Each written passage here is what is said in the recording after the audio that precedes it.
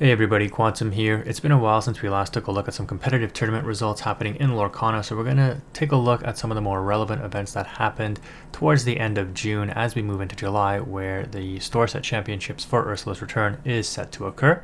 There were a couple of decently sized tournaments. You had 108 players in this one in France, 153 at the CCS, a 10K here, and there was another CCS 2K up here with 68 players. So some recent relevant results we're going to take a look at. Obviously, we are in the post Pixelborn era now, so we only really have real life tournaments to go off of, which will change the landscape quite a bit because access to cards, like monetary constraints, etc., do play a role in what people are able to play and get.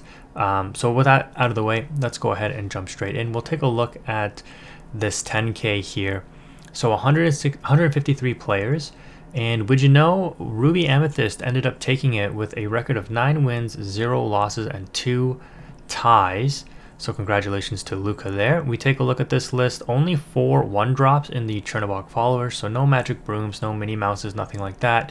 Then they go straight into 8 2-drops, Flynn Rider Frenemy, and 4 Madam Mim Snake. We can take a look at the Dreamborn link here. On the 3-drop slot, we've got 4 Brawl, 4 Friends, so action and action/song, 4 Mim Snake, and a return of Maleficent Sorceress into the deck at 4. And then, of course, we play the 4 Sisu Emboldened Warrior to combo with the Flynn Rider. It also usually will combo with the Madam Mim Fox, to be fair, but you have to have a 1-drop to bounce back. Because if you play on curve, you do 1 Chernobog, 2 Flynn, 3 Madam Mim to bounce back Chernobog, because you wouldn't want to bounce back your Flynn there. Or just going the Sisu Flynn Rider combo is pretty strong. 3 Be King Undisputed, so this is, basically Tremaine in a song form. We are also playing 2 Tremaine up here, so decent set of removal. 4 Merlin Goat, 4 Rabbit, and 4 Castle. This is pretty much standard, as well as the 4 Maui. On the Spice side, though, we do have 2 Tremaines, like I said, comboing with the Be King Undisputed, and 3 Madame Medusa. Now, what I will say about this package here is that you don't really have any top-end removal, so if your opponent starts dropping Tamatoas and stuff like that, the odds that your Tremaine or Be King Undisputed is going to out it is unlikely. You'll likely need multiple forms of removal, and that leads me to this card right here, 4 copies of Be Prepared. We've seen this card, as I keep saying, coming back into the format in quadruples, right? People are playing 3 to 4 copies now. I was playing 3 in my testing, and I said, I think you need to play 4 because this card for Ruby Amethyst is such a powerful impact card. Like being able to wipe the board, especially post location, like dropping a location, then be preparing afterwards if your location sticks, is incredibly powerful. And that's probably one of the reasons why they were successful, is because I bet you if you talk to this person, they would say be prepared, put in a lot of work. Maybe I'm wrong. Maybe they said it was the worst card in the deck, but hard to see that happening. So very interesting to see a very standard but very powerful Ruby Amethyst list taking it. They faced off against Enrique, who's on Ruby Sapphire. So one of the matchups that are still fairly good for Ruby Amethyst is actually the Ruby Sapphire match. Yes, the Dime can basically be unanswered, right, against Ruby Amethyst because they have no item removal. But with the 4 Be Prepared, you're constantly able to wipe out their board. And the only thing that's really super threatening to you are these top-end threats here, because they can't be Medusa'd away, right? You don't really care about the opposing Medusa. You don't really care about Maui too much. All their lower-end stuff doesn't really matter. But it's these 12 cards here that actually pack a punch against Ruby Amethyst. The Maleficent Dragon is manageable. The Sisu is a little bit threatening because of the 3 quest. But the Tamatoa is what really threatens, right, with the Lucky Diamond and the items. So there's a lot of removal for everything else, and this is one of the matchups where Ruby Amethyst, I think, can do fairly well. What's interesting here is no Fishbone Quill. They are on only Great Stone Dragon. If you've watched my videos before, you've also seen me kind of explain how this card is good and where it could be used. So it's very interesting to see that Enrique was able to pilot this deck in a large field with no Fishbone and 3 Great Stone Dragon instead. What I will say about this list is it looks to be kind of anti-discard, right? Because instead of inking from your hand with Fishbone, if you discard a character, like let's say you discard a Medusa to a Bucky, you can Greatstone Dragon that Medusa back into your Inkwell. So this is a good counterplay from what I can see against discard, because instead of inking from your hand, you can just say, okay, you make me discard a card, I'll just ink it with the Greatstone Dragon next turn.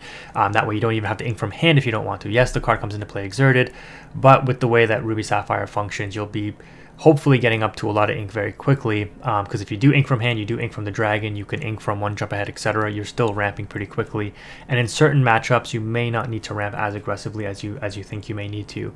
A lot of people who have talked about this deck has mentioned that the Fishbone Quill ramping is less important than, like, let's say one jump ahead. You only need a couple of ramps, right? You have Harfar'll go to ramp as well in order to kind of just start developing that upper end curve, because you don't necessarily need multiple interactions in a turn like you do with Sapphire Steel, especially the whole New World version of that deck. This deck in and of itself is just very powerful. Like, dropping only a Sisu can wipe a whole board. Dropping only a Maleficent Dragon can represent a huge tempo swing, right? So you do have these big, huge momentum swinging cards in Ruby Sapphire that may allow you to play a little bit slower and utilize that Great Stone Dragon.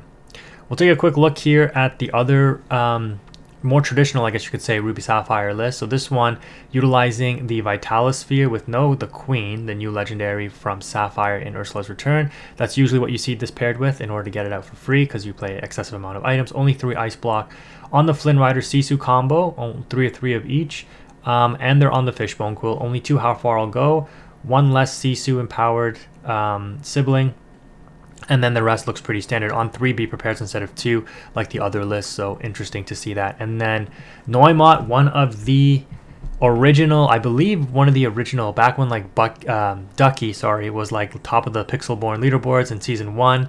This person was just on Ruby Amethyst from day one. I think they were actually one of the people who helped craft this deck into what it is today. So I could be wrong, but I'm pretty sure Neumot was around back then, and he was the name, if I recall, that piloted this deck in set 1 and really just, I don't want to say made Ruby Amethyst what it is, but most likely he did.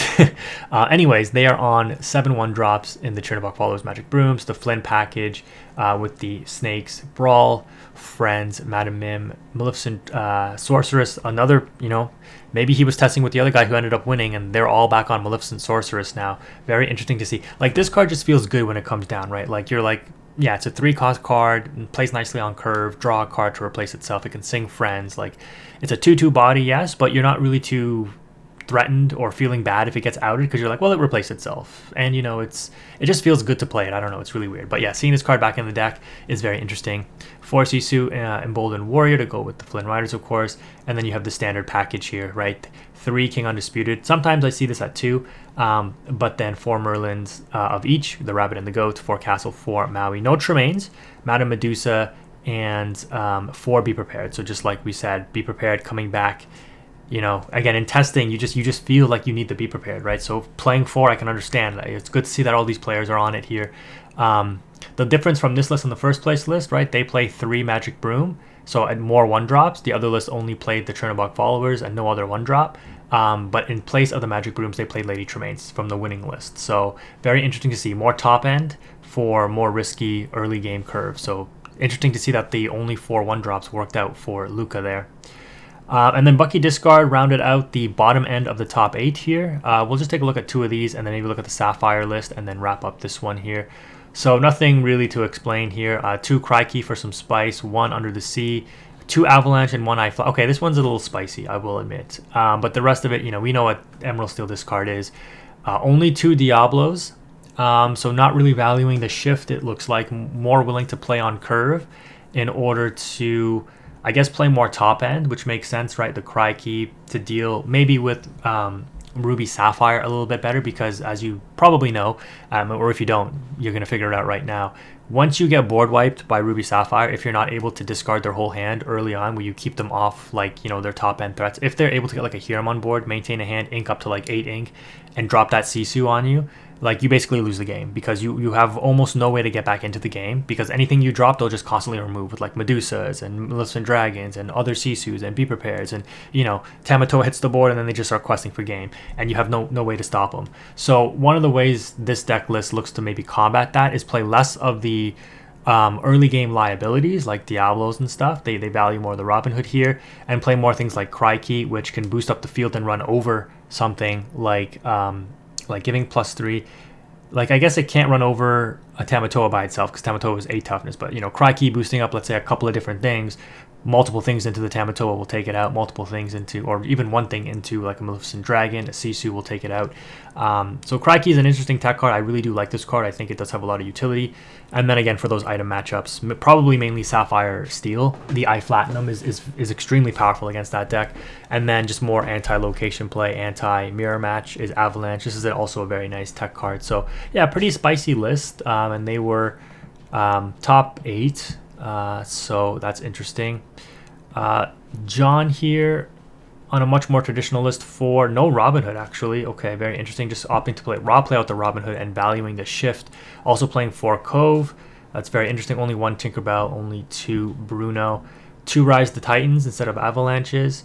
So a little bit more ink friendly, right? You got 8 uninkables, 10 uninkables only in the deck here. Still with the Ursula Deceiver, so this card seems to be shifting in and out of the deck. It looks to be back in at the moment. Take a quick look at this list here. This one is much more standard as to what we are familiar with. What I will say is, this Flynn Rider at 3, if you're not playing the 1-drop, it makes it a little worse because, well, obviously, right, you don't have the shift target.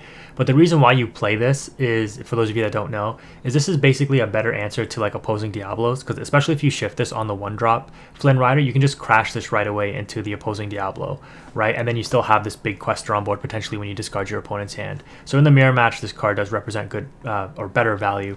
What I will say though is I think the Tinkerbell most helpful, which you don't really fit in this list because it's not a Floodborn. It's maybe hard to play on curve, right, on the 4-drop slot, is also very interesting because when you play that, if you play it on like turn 5 and you have a Jafar out, you can give your Jafar evasive, and then you can take out the Jafar can take out like the Diablo, and then you draw a card off the Jafar, and then that Tinkerbell also acts as shift material for the big Tinkerbell, right? So again, it's a little awkward to play on curve. It's pretty expensive, so you probably don't want to do it, but it's just something interesting to consider as we look at different answers to Diablo in the mirror match. I do want to take a look at this Sapphire Steel. Unfortunately, only made top 8 and didn't go too much further. But their list here looks to be very anti-Diablo, anti-Flynn Rider, right, as a result of that too, with the Babooms and the Magic Brooms. Of course, you're playing the Fortispheres. Everything here looks pretty standard. The 4, Mr. Smee, I've talked about, maybe trying to cut this, but it's just too valuable. You definitely still play 4, I think. 4 Fishbone Quill.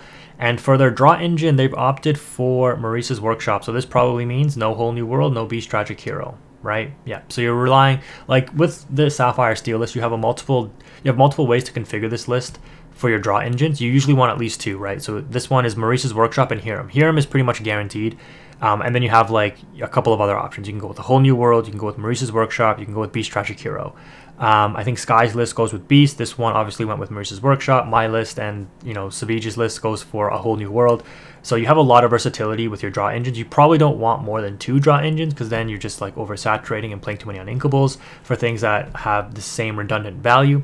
But the Maurice's Workshop is definitely interesting here. They're also on some Mickey Mouse Detective, which is interesting. 4 copies of that. So in the 3-drop slot, it's either Fishbone or Mickey Mouse. No 1-jumps, so they're valuing the body over the 1-jump aheads. 2 Beast Hard-Headed. I think a lot of people see the value of this card now in Sapphire Steel. I myself are on 2 copies. 4 Cogsworth, 4 Grab Your Sword. So again, the non-Whole New World versions probably play more of this removal because again, you can afford to play these on Inkables in place of a Whole New World. And then yeah, without a Whole New World, you play more aerials. No bells. 2 Let It Goes for again top end threats. 4 Tinkerbell. 2 of the Simba. I agree with this too. With the Tinkerbell, these are your top end threats for removal because you need some counterplay against Ruby, and the Simba gives you some of that potentially. 2 Lucky Dimes and 4 Tamatoas. So very nice list overall. I am a fan if you're not playing the Whole New World version of something like this. Maybe not the 4 Babooms and the 2 Magic Brooms. Like I think that's maybe a little too much. But what the nice thing is like the Baboom with the Along Came Zeus also represents like more anti-location tech, right? But yeah, pretty spicy list. Very nice to see. And then the final one here is the Amber Steel song list. So you'll notice in this list, wow, 3 Lawrence. That's very interesting. 2 Ursula for Singer 4. This is a very odd list. I mean, congrats to this person for making it, but this is not something I would think would do very well. But again, they got to bring the spice in order to win, and it looks like they were able to make top 8 with that. So more props to them. Only 2 Cinderella, like we said there. That's yeah, very interesting. 2 Pride Lands without a hero to move to it. So this is just you drop this on board and or sorry, with no king to move to it, not a hero. You just drop this and start gaining lore off of it. And if you are able to move something to it, just increase the toughness of that character. 3 Sleepy's Flute, a lot of songs to go along with that. Write a couple of good singers here. World's Greatest for the Tamatoas and other big Ruby threats. And you're pretty much off to the races from there. Only 1 Tinkerbell as a tech option. But yeah, the Whole New World and the rest of the songs here just give you a lot of good counterplay against Emerald Steel anyways. So not surprised to see Amber Steel Song still doing work, because again, that deck is insanely broken no matter what matchup it's in, if it's able to curve out into a Whole New World nicely. So that is the final standings of the 10K. Let's go ahead and take a look at I guess this one from France, the Relic Tour. Oh, we don't have too much data from here. We just know some of the topping decks were Emerald Steel. We'll take a look at this top 4 one and then move on. This one is fairly standard. 1 Baboom, 3 Sudden Chill. Okay. Only 3 Let the Storm Rage on. That's very interesting. 1 Random Prince John. 2 Flynn Rider with no shift. 1 Grab Your Swords. And 3 Bruno. Very interesting. These lists are all pretty much the same. They're all just teching different ratios, right? So I think you're pretty safe to assume that you can build the list pretty consistently and just tailor it to your needs. This is another French tournament, the bigger one with 108 players. Ban Bucky, Emerald Steel taking this one. Okay, no Babooms and no Sudden Chills. Opting to play Smash instead. Only 1 Zeus, 4 Jafar, not the 3. No Flynn Rider. Wow, this one is very streamlined. No nonsense kind of thing. Just consistency. Well, aside from this 1 Zeus. I guess 1 Zeus, 2 Grab Your Swords is okay. But this just throws off the whole deck, I think. I mean, wouldn't you rather just play 3 of this and none of the Smash then? I don't know. Or just play no Zeus. Like, I don't know. You need some anti-location stuff, but like the 1 of just feels really weird, I guess. Yeah, the 4 Brunos is very interesting too. So just going straight on the top end song removal instead of using Sudden Chills. You're still playing the Ursula Deceiver of All with basically Storm and Strength as your only songs without the Sudden Chill. But they ended up winning, so going up against Ruby Amethyst in the final, so very favorable matchup. 2-2 split on the Magic Broom and Pascal. So yep, Chernobog Followers. I talked to my friend about this and I was like, yeah, Chernobog Followers is definitely the stronger card in my opinion. Yes, the stat line rarely comes up, but if it does come up, it can be that meaningful and like swing a potential major decision in a match. Like the Magic Broom is good, don't get me wrong. It actually has the better effect, but the stat line makes it a little bit worse in my opinion. The Flynn Rider and the Sisu pretty standard on some aggro stuff with the Minnie Mouse. So I think Emerald Steel eats this for free, right? Especially if they double sing, let the Storm Rage on with Ursula Deceiver to take this out. So you'd hopefully get like a brawl off on the Ursula Deceiver, but then you have to deal with the Diablo. Then you're depending on Crab to get to Minnie Mouse to boost it to run into Diablo. Like it's a little clunky, a little slow for this format. It was very good in Rise of the Floodborn when it was a much slower format. But yeah, to keep up with Emerald Steel, you just need faster cards. Like the Queen's Castle is good against it. The 2 Be Prepared's again not on the 4. Risk of getting ripped out of your hand with the Ursula Deceiver, 1 Tremaine and 2 Medusa. But they made it this far. Second place is not anything to I don't know, be upset about. Still pretty good showing.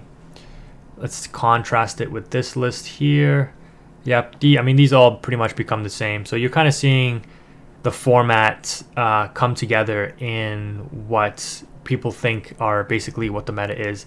Interesting to see Lawrence in this Steel song list as well. 4/4 body when it has no damage. If it does take damage, heal it up with Rapunzel. You got a 4/4 body that quests for 2.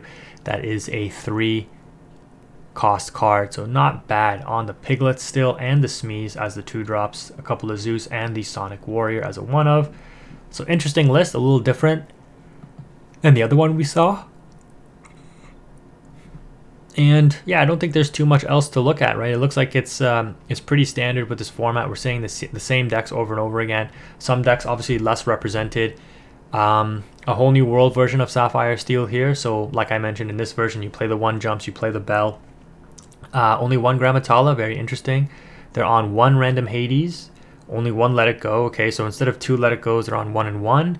Not sure how I feel about that. Depends on how many total uninkables. They're also on 2 random beast tragic heroes.